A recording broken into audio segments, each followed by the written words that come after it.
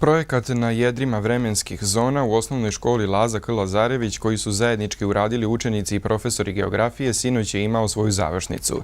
Na svečanosti predstavili su urađeno uz predstavu i film o vremenskim zonama.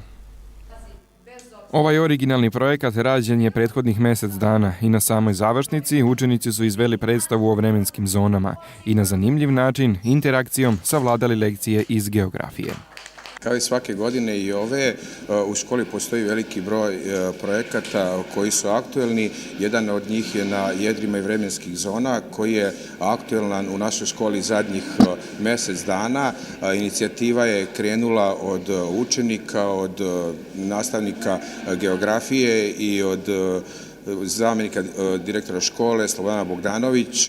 Ideja je nastala od učenika i nastavnika geografije, a cilj je bio da se na što lakši i zanimljiviji način nauče lekcije o vremenskim zonama, kao i da instalacije ostanu u holu škole i pokazuju trenutno vreme na različitim kontinentima.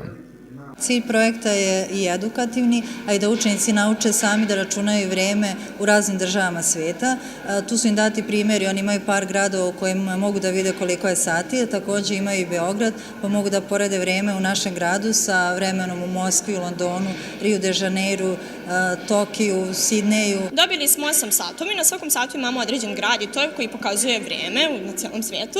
I onda smo mi pripremili predstavu i na neki način smo to približili našim gledalcima i nastavnicima u našoj školi.